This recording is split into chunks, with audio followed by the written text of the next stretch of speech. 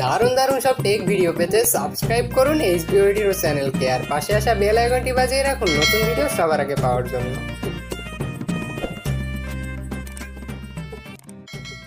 নমস্কার বন্ধুরা, সকলেই কেমন আছেন? আশা রাখি আপনারা সকলে অনেক ভালো আছেন এবং সুস্থ আছেন। তো বন্ধুরা, আজকে আমরা আবার হাজির হলাম আরেকটি নতুন ফোন নিয়ে কথা বলার জন্য। তো আজকের এই ভিডিওটিতে আমরা যে ফোনটি নিয়ে কথা বলবো সেটি হচ্ছে আইটেলের ভিশন 2।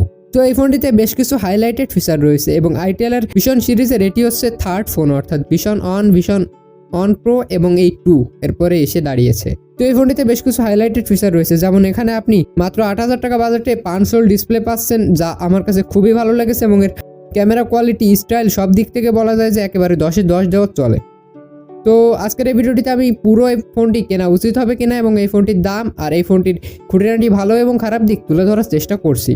তো বন্ধুরা, চলুন তাহলে আর বেশি কথা না বাড়িয়ে শুরু করা যাক আজকের এই নতুন ভিডিওটি। So let's start.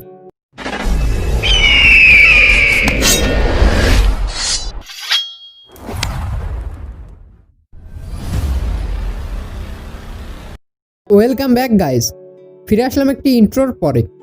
আপনারা দেখছেন এইচবি ওয়াইটি হিরো ইউটিউব চ্যানেল এবং এইচবি ওয়াইটি হিরো ইউটিউব চ্যানেলের পক্ষ থেকে আমি হিমেল রয়েছে আপনাদের সাথে।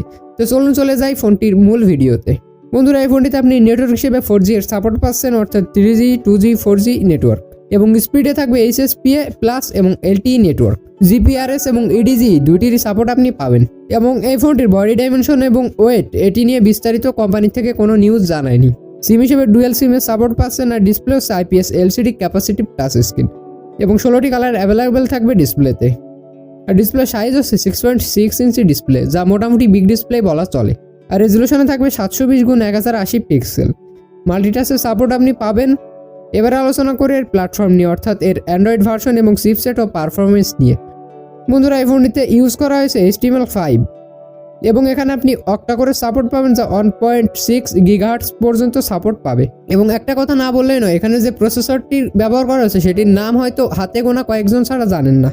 তো এই প্রসেসরটি হচ্ছে ইউনিসক SC9863A। বন্ধুরা, জেনে চমকে যাবেন যে এই ফোনটির প্রসেসর 430 অথবা 420, আবার মিডিয়াটেকের A15, A10, A20, P20 এসব প্রসেসরের সঙ্গে পাল্লা দিতে সক্ষম, এর বাইরে নয়।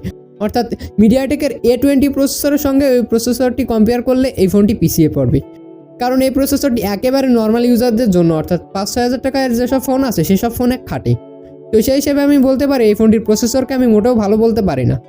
আর আপনি যদি গেমার হয়ে থাকেন তো আমি নিশ্চিন্তে বলবো যে এই ফোনটি আপনি কখনোই কিনবেন না, কারণ এই ফোনটি যদি গেমাররা কেনেন তো ল্যাগের মাধ্যমে কোনোভাবেই খেলতে পারবেন না। অর্থাৎ ফ্রি ফায়ার থেকে শুরু করে পাবজি লাইট, পাবজি সকল ফোন গেমেই আপনার ল্যাগ করা শুরু করবে। তো আপনারা একেবারে নর্মাল ইউজার হলে এই প্রসেসরের ফোন কিনতে পারেন। এবং এরপরে রয়েছে মেমোরি কার্ড। এখানে 2GB র্যামের সাপোর্ট পাচ্ছেন মাত্র। বন্ধুরা, এখন 8-9 হাজার টাকার ফোনে বন্ধুরা 3GB র্যামের সাপোর্ট পাওয়া যায়। অনেকেই হয়তো দেখবেন যে আনবক্সিং ভিডিও করে বলছে যে এই ফোনটির পারফরমেন্স যথেষ্ট ভালো এবং যথেষ্ট ভালো পারফরমেন্স পেয়েছি। বন্ধুরা, সেটি কিছুদিনের জন্য, আপনি বড় 6 মাস ভালোভাবে ফোনটি চালাতে পারবেন। তারপরে নিশ্চিতভাবে বলতে পারি যে ওই ফোনটিতে বিভিন্ন ধরনের সমস্যা দেখা দিবে, কারণ এর প্রসেসর র্যাম কোয়ালিটি অনেক কম এবং ইন্টারনাল মেমোরিতে আপনি 32GB সাপোর্ট পাচ্ছেন। আর এখানে আপনি 128GB পর্যন্ত মেমোরি কার্ড স্লটে মেমোরি কার্ড ইউজ করতে পারবেন। ক্যামেরা নিয়ে যদি কথা বলি তো পেছনে রয়েছে ট্রিপল ক্যামেরার সেটআপ, যার প্রাইমারি সেন্সর থাকবে 13 মেগাপিক্সেল এবং সাথে থাকছে 2 মেগাপিক্সেল একটি ডেপথ সেন্সর এবং 0.3 মেগাপিক্সেল একটি VGA সেন্সর। বন্ধুরা, ক্যামেরা কোয়ালিটি নিয়ে আমি তেমন কিছু বলবো না। এখানে আমার ক্যামেরা সেটআপটি যথেষ্ট পরিমাণে ভালো লেগেছে এবং ক্যামেরাতে ছবিও মোটামুটি ভালো ওঠে। আর এখানে আপনি সেকেন্ডারি ক্যামেরা 8 মেগাপিক্সেল একটি সেকেন্ডারি ক্যামেরা পাচ্ছেন। তো এটিতেও পারফরমেন্স যথেষ্ট ভালো ছিল, তবে আপনার যদি হাইলাইটে ছবি তোলেন তো সেক্ষেত্রে বেশি হোয়াইট ব্যালেন্স কন্ট্রোল থাকছে না। এবং ফিচারে থাকবে LED ফ্ল্যাশ ও panorama mode. 1080p 13 fps frame রেটে আপনি ভিডিও রেকর্ডিং করতে পারবেন। সাউন্ডে ভাইব্রেশন, MP3 ওয়াব রিংটোন সবগুলো থাকছে এবং 3.5mm জ্যাকের সাপোর্ট আপনি পাবেন।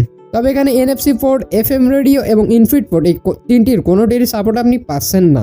USB Type-C এরও সাপোর্ট নেই বন্ধুরা। এখানে সেন্সর হিসেবে ফিঙ্গারপ্রিন্ট সেন্সর পাবেন রেয়ার মাউন্টেড হিসাবে, যা মোটামুটি ভালো। আর অ্যাক্সিমিলেটর, গিরোস্কোপ, প্রক্সিমিটি ও কম্পাস পেয়ে যাচ্ছেন। এবারে কথা বলি এর ব্যাটারি নিয়ে। এখানে ইউজ করা হয়েছে 4000 mAh একটি ম্যাসিভ ব্যাটারি। বন্ধুরা, ব্যাটারি ব্যাকআপও মোটামুটি ঠিক হয়েছে। তো আমার মনে হয় যে এই বাজেটে আপনার 5000 mAh ব্যাটারি ইউজ করা মোটামুটি ভালো ছিল। যেহেতু এই ফোনটির প্রসেসর ভালো না, সেক্ষেত্রে ব্যাটারি ব্যাকআপ কিছুটা উন্নত করতে পারত।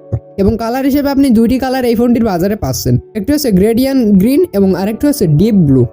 তো কালারও মোটামুটি ভালো এবং এই ফোনটির স্টাইলে শুধুমাত্র 10 দেওয়া চলে। আর ক্যামেরা কোয়ালিটি মোটামুটি ভালো এবং প্রসেসর কোয়ালিটি আমি একেবারে না করে দিতে পারি আপনার এই বাজেটে। আর বন্ধুরা এই ফোনটি 2GB এবং 32GB এই ভেরিয়েন্টের প্রাইস পড়বে আপনার 8,990 টাকা অফিসিয়ালি। এবং এই বাজেটে যদি আপনি ফোন কিনতে চান তো আমি রিকমেন্ড করবো এই ফোনটি কখনোই কিনবেন না। তো হ্যাঁ, কিনতে পারেন যারা পাঁচশোল ডিসপ্লে পছন্দ কম বাজেটে এবং যাদের স্টাইলিশ লুক এর ফোন পছন্দ, অর্থাৎ দামি ফোনের মতো দেখা যাবে কিন্তু তার বাজেট কম, তো সেক্ষেত্রে আপনি এই ফোনটি কিনতে পারেন। তাছাড়া আমার কাছে তেমন কোনো দিক খুব একটা ভালো লাগেনি। এক্ষেত্রে যদি আমি বলি তো ইনফিনিক্স হট 9, তারপরে আপনার ওয়ালটনের প্রিমো H9 এসব ফোনের সঙ্গে এই ফোনটি পাল্লা দিতে মোটেও পারবে না, কারণ সেই ফোনগুলোর প্রসেসর এই ফোনটির থেকে যথেষ্ট ভালো এবং সেই ফোনটি দেখতে খুব একটা ভালো না হলেও আমি বলতে পারি সেই ফোনটির পারফরমেন্স এই ফোনটির থেকে অনেক গুণ ভালো। তো বন্ধুরা আজ এই পর্যন্তই, আশা রাখি ভিডিওটি আপনাদের সকলেরই ভালো লেগেছে এবং ভিডিওটি যদি ভালো লাগে তাহলে অবশ্যই একটি লাইক করে দিন এবং কমেন্ট বক্সে আপনার নিজস্ব মতামত জানতে ভুলবেন না। ফিরে আসবো নতুন কোনো ভিডিও নিয়ে, আশা রাখি আপনারা ততক্ষণ সকলেই ভালো থাকবেন, সুস্থ থাকবেন এবং সকলের পরিবারের সুস্থতা কামনা করেই শেষ করছি আমাদের আজকের ভিডিওটি। ধন্যবাদ সকলকে।